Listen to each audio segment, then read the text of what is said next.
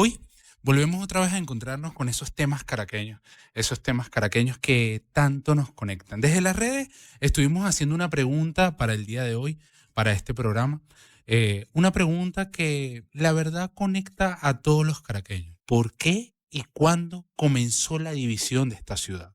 Caracas parece que tiene una línea invisible que se divide entre el este y el oeste. Esta división, que no es meramente geográfica, toca también preguntarnos cuál es ese punto que divide al este y el oeste de esta ciudad.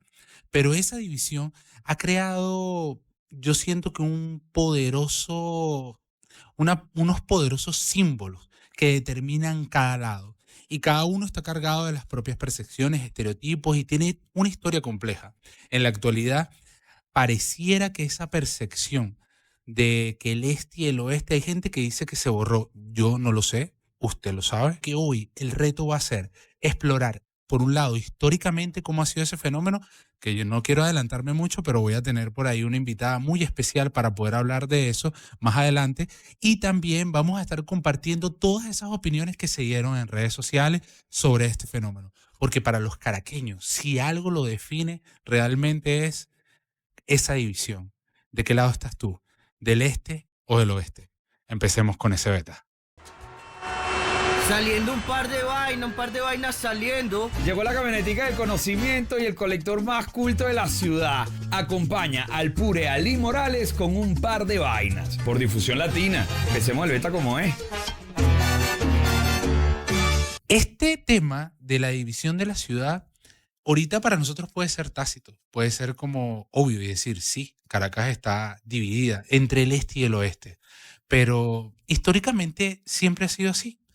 Bueno, para eso hoy traemos justamente a Mara Marrero, que tiene un proyecto en Instagram que se llama Mara Investiga, la pueden conseguir en Instagram como @Mara Investiga, y que justamente pone debates sobre la arquitectura y la historia. Y con ella quiero justamente tener esta discusión. Bienvenida, Mara, ¿cómo Muchas estás? gracias al Lío por la invitación. Hemos Oye, pasado todo el día juntos, pero gracias por la invitación. fíjate, Mara, contigo quería, tú que has venido desarrollando este proyecto justamente de investigación de arquitectura e historia, actualmente uno siempre tiende a entender la ciudad a partir de cómo la vive en la actualidad. Y Claro. en la actualidad tenemos una ciudad dividida entre el este y el oeste. Pero esto siempre ha sido así. No, la ciudad no siempre ha estado dividida, no siempre ha estado dividida entre el este y el oeste. De hecho, la ciudad ahora uno la ve de una manera, pero no es exacto, no ha sido siempre así. Originalmente la ciudad estaba en lo que ahora conocemos como el centro, que es lo que está alrededor de la Plaza Bolívar, y además de esa parte, luego de la conquista de la ciudad, se empiezan a formar como algunas parroquias alrededor, que son las más antiguas, La Pastora, Santa Rosalía, Catedral, obviamente, que es justo el centro de la ciudad, y La Candelaria. De O sea, hecho, estamos hablando de que la ciudad era el cuadrilátero, como lo llaman históricamente, que es el así. centro de Caracas, el centro de la ciudad, y luego hay como unos pequeños núcleos alrededor de ese cuadrilátero. Así mismo. De hecho, de alguna forma esas las llamaban las parroquias foráneas o los lugares foráneos, porque lo que se consideraba la ciudad como tal, es lo que estaba alrededor de la Plaza Bolívar, que es justamente, como tú lo acabas de decir, la cuadrícula fundacional. Tú en todos los libros las consigues así, la Ahora, la gente cuadrícula luqueada, fundacional. ¿dónde vivía? La gente luqueada, el de alta sociedad, vivía alrededor de la Plaza Bolívar. O sea, Mm. alrededor de la Plaza Bolívar estaban, por supuesto, los edificios institucionales, oficiales. Y en el resto de las cuadras, que fueron 20, 24 manzanas, si no estoy mal, eran casas de familias de dinero. Es importante hacer esa aclaración, familias de dinero. Que por supuesto fueron personas que también participaron en un principio de la conquista de la ciudad, y luego por supuesto se les asignaron lotes de tierra donde construyeron sus viviendas. Ok, para quienes nos escuchan, estamos haciendo justamente un repaso histórico de cómo la ciudad fue dividiendo y esta percepción que tenemos del este y el oeste, estamos explorándola con Mara. Ya entonces quedamos claro que los luqueados vivían en el centro de la ciudad. Vivían en el centro de la ciudad. Justamente por haber participado en todo el proceso de la conquista. Después llega entonces la etapa colonial. En la etapa colonial esto se amplía, me imagino. Sí, claro, en la etapa colonial se va ampliando, no mucho. Uno pudiera tener la idea de que se amplió muchísimo, la ciudad empezó a crecer rápidamente. No, la verdad no. Fue un crecimiento muy lento. De hecho, hasta después de la independencia la ciudad no creció mucho. Fue lento, entonces. Fue muy lento el crecimiento y eso incluso en crónicas lo puedes leer, y hay una que a mí me parece muy impactante, y es que para 1870, que es cuando Guzmán Blanco empieza la presidencia, todavía conseguías restos de el terremoto de 1812, o sea, ese donde Bolívar dijo, si la naturaleza se opone, lucharemos contra ella y tal. O sea, encontrabas ruinas, restos de casas que se habían caído, todavía las encontrabas. Pero vamos a aclarar entonces algo. Estamos hablando entonces de una Venezuela que estaba empobrecida y que justamente su centro no necesariamente, a pesar de que vivía gente con mayores privilegios, no necesariamente era que eran los más luqueados. Yo tratando de leer para esta investigación, yo decía, bueno, pero ¿quiénes son los cifrinos? Yo decía, bueno, pero si todos los venezolanos que habían nacido aquí se habían mezclado, eran los blancos de orilla, entonces los cifrinos eran los que podían viajar a Europa y Claro. que vivían allá fuera de Venezuela, ¿no? Sí, por supuesto. O sea, claro, habían zonas productivas del país o de la Capitanía General donde, por supuesto, las principales familias y que tenían poder tenían sus casas en Caracas, por supuesto, porque aquí estaba el centro de poder como sigue estando, de las instituciones donde se tomaban las decisiones. Pero, por supuesto, también había estas oligarquías o las clases pudientes regionalmente. Valencia o Carabobo es una de las más o sea, de las más importantes en el oriente del país, en el occidente, etcétera. ¿Cuándo cambia eso? O sea, ¿cuándo se amplía esto? Porque entonces esta percepción de la ciudad que tú me dices, que se arma en el centro, que además se ve por la arquitectura, ¿cuándo empieza entonces a cambiar y hacia dónde va? Empieza a cambiar levemente, empieza a cambiar la ciudad con Guzmán Blanco, o sea, 1870, los últimos años de 1800.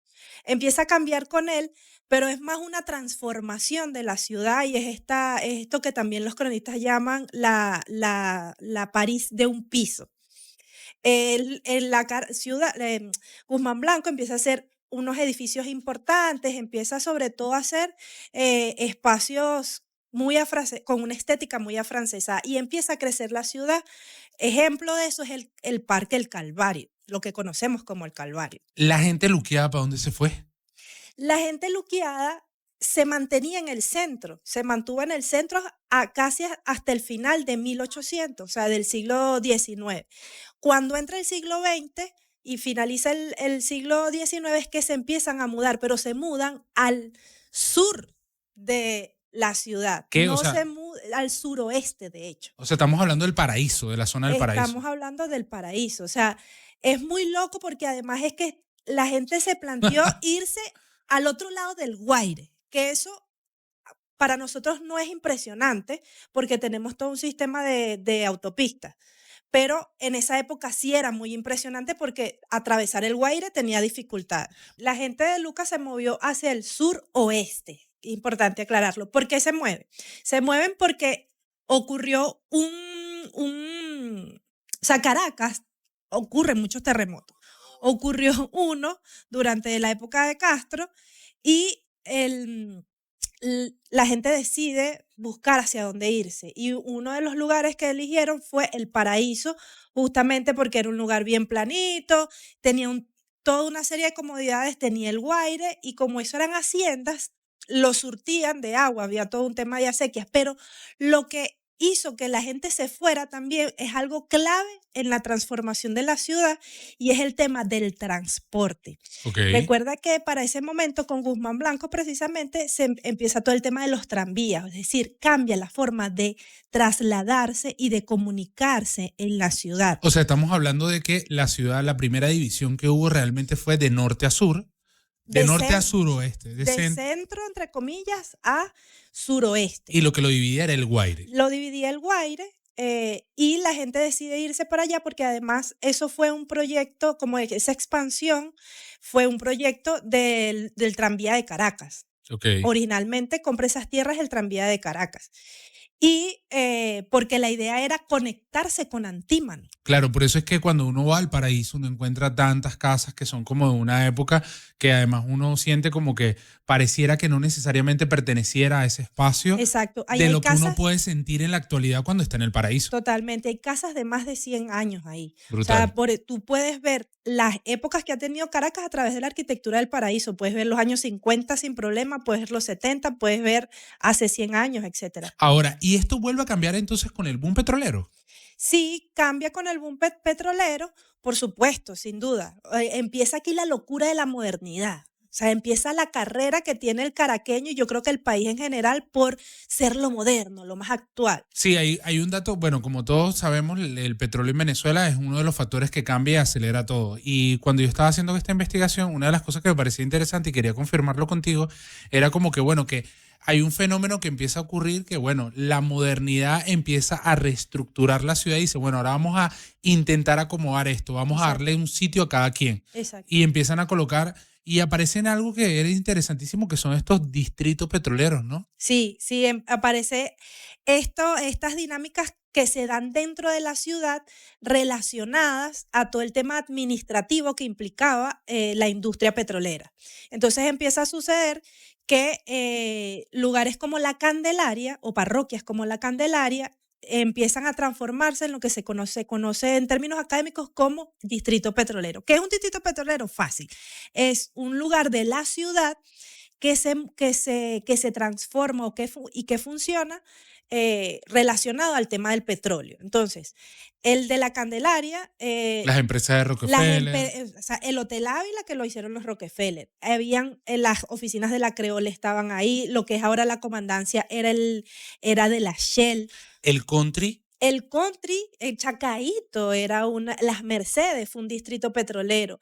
Los Chaguaramos, donde ahora está la Universidad Bolivariana, fue, creo que de la Creole, si no estoy mal, y también fue un distrito petrolero. Eso además fue mutando. De hecho, tú lo puedes ver, donde estuvo la embajada de Estados Unidos, probablemente fue un distrito o estuvo un distrito petrolero. Ok, pero entonces ahí fue como que la ciudad empezó a tomar este rasgo de que el este que estaba relacionado sobre todo a personas que tenían mejores condiciones económicas y que además tenían una mejor planificación. Sí, sí, sin duda. Ahí pasan como unas cosas bien importantes. Uno es otra vez el tema de la comunicación dentro de la ciudad. Se empieza a hacer una ciudad pensada para los automóviles, para cómo nos movemos.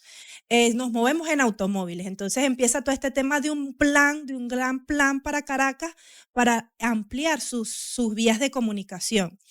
En la clase alta se empieza a mover por el suroeste, luego un poco sur por el Conde y San Agustín, y luego empiezan a irse hacia el este. Un poco San Bernardino, bastante tardío, pero sobre todo la Florida. Y luego de la Florida, bueno, la Altamira, etcétera, y ya más reciente, más modernamente, el Country.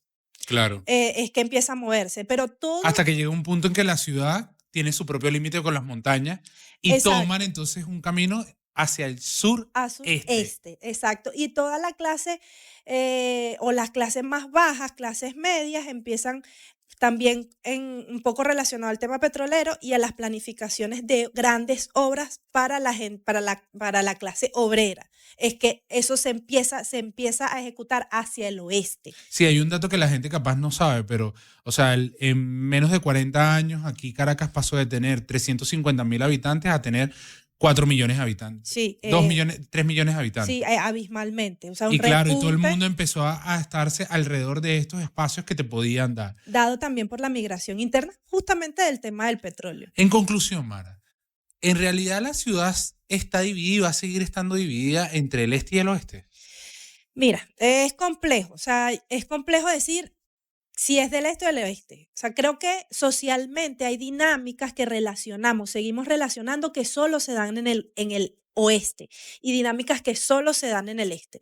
Pero lo cierto es que eso está bien determinado también por nuestras condiciones económicas actuales.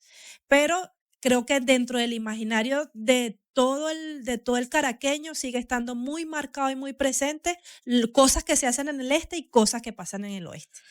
Gracias, Mara. Muchísimas gracias de verdad por estar aquí. A ti. Y además porque, y gracias a todos los que nos escucharon a través de la señal de difusión latina, volvemos en la segunda hora a desenmarañar más este tema. Ya conocimos el aspecto histórico y cómo esos fenómenos se dan. Ahora vamos a ver esos fenómenos culturales, porque no todo boleta es del oeste, ni todo cifrino es del este.